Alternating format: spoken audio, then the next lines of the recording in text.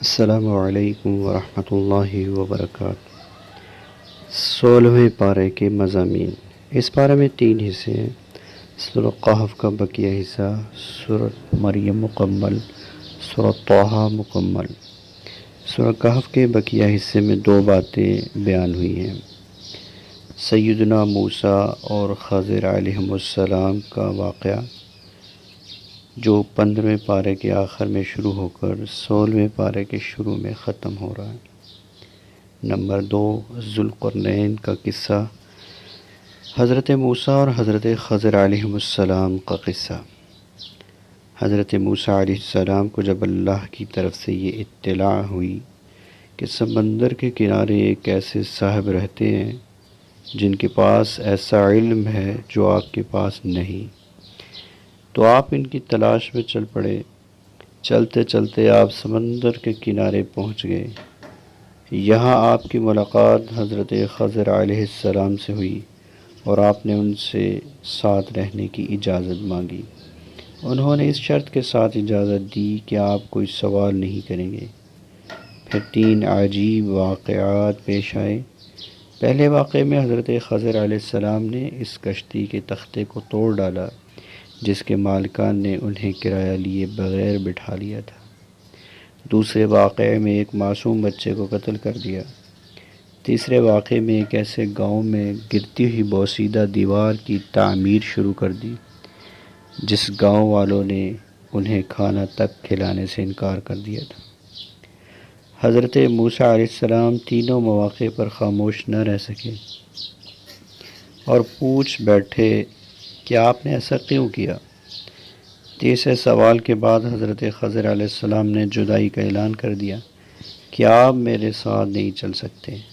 البتہ تینوں واقعات کی اصل حقیقت انہوں نے آپ کے سامنے بیان کر دی۔ فرمایا کشتی کا تختہ اس لیے توڑا تھا کیونکہ آگے ایک ظالم بادشاہ کے کارندے کھڑے تھے جو ہر سالم اور نئی کشتی زبردستی چھین رہے تھے۔ جب میں نے اسے عیبدار کر دیا تو یہ اس ظالم کے قبضے میں جانے سے بچ گئی۔ یوں ان غریبوں کا ذریعہ معاش محفوظ رہا۔ بچے کو اس لیے قتل کیا کیونکہ یہ بڑا ہو کر والدین کے لیے بہت بڑا فتنہ بن سکتا تھا، جس کی وجہ سے ممکن تھا وہ انہیں کفر کی نجاست میں مبتلا کر دیتا۔ اس لیے اللہ نے اسے مارنے کا اور اس کے بدلے انہیں باکردار اور محبت و اطاعت کرنے والی اولاد دینے کا فیصلہ فرمایا۔ گرتی ہوئی دیوار اس لیے تعمیر کی کیونکہ وہ 2 یتیم بچوں کی ملکیت تھی۔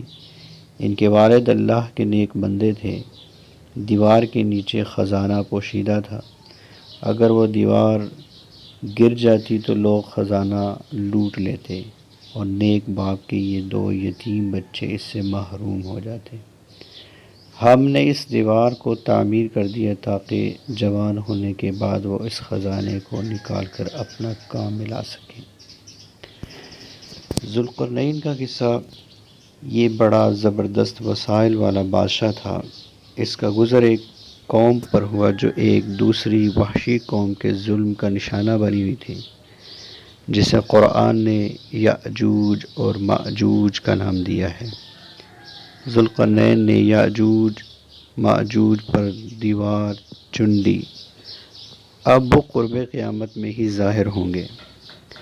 سورہ مریم میں تقریباً 11 انبیاء کرام علیہ السلام کا تذکرہ ہے۔ 3 انبیاء کرام علیہ السلام کا ذکر قدر تفصیلی ہے۔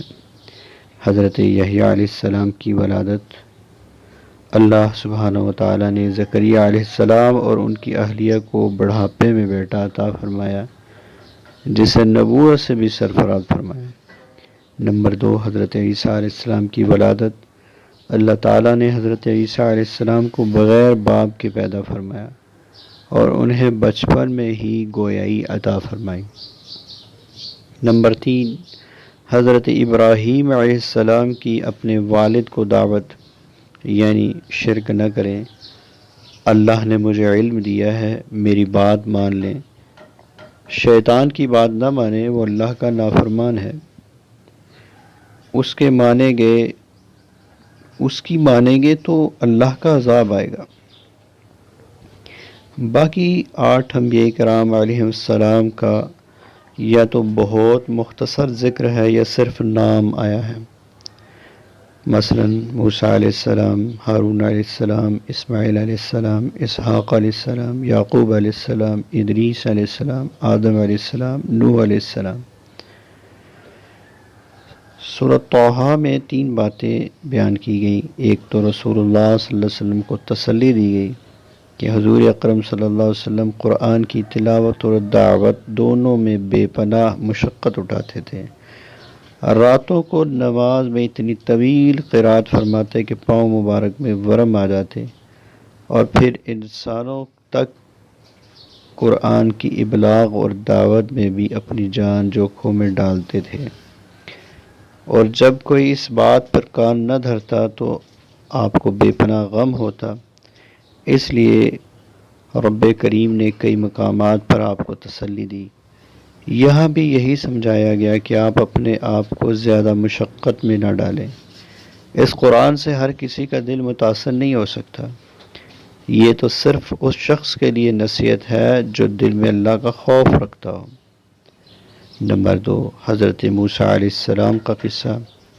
حضرت موسیٰ علیہ السلام کے جو حالات اس صورت میں بیان کیے گئے، ان کو ذہن نشین کرنے کے لیے چند باتوں کو یاد رکھنا چاہیے۔ نمبر 1، اللہ سبحانہ و تعالیٰ کے ساتھ شرف ہم کلامی،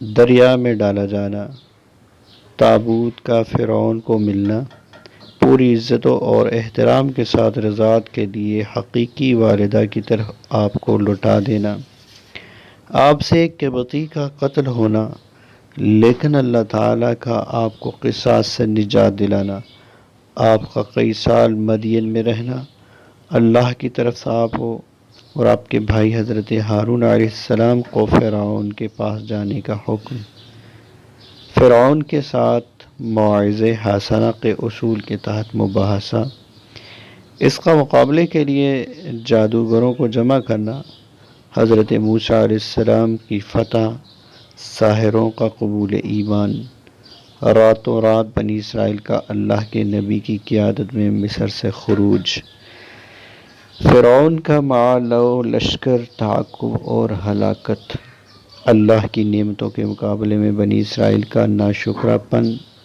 سامری کا بچڑا بنانا اور اسرائیلیوں کی ضلالت، تورات لے کر حضرت موسیٰ علیہ السلام کی طور سے واپسی اور اپنے بھائی پر غصے کا اظہار، حضرت ہارون علیہ السلام کا وضاحت کرنا۔ نمبر 3، حضرت آدم علیہ السلام کا قصہ۔ اللہ تعالیٰ نے حضرت آدم علیہ السلام کو پیدا فرما کر مسجود ملائک بنایا، سب فرشتوں نے سجدہ کیا مگر شیطان نے سجدہ کرنے سے انکار کر دیا۔ اللہ تعالیٰ نے حضرت آدم علیہ السلام سے فرمایا، اب یہ تمہارا اور تمہاری بیوی کا دشمن ہے، جنت میں رہو، یہاں آرام ہی آرام ہے، نہ تم بھوکے ہوتے ہو، نہ ننگے، نہ پیاسے ہوتے ہو، نہ دھوپ سے تکلیف اٹھاتے ہو، بس فلاں درخت کے قریب نہ جانا۔ مگر شیطان نے وسوسہ پیدا کیا، حضرت آدم حوا علیہ السلام نے شجر ممنوعہ میں سے کچھ کھا لیا، اللہ نے انہیں جنت میں سے نکال دیا، انہوں نے اللہ تعالیٰ سے معافی مانگی، اللہ نے انہیں معاف فرما دیا۔ اللہ سبحانہ و تعالیٰ کما حقہ قرآن کو سمجھ کر اس پہ عمل کرنے کی توفیق عطا فرمائے۔ وآخر دعوانا ان الحمد للہ رب العالمین۔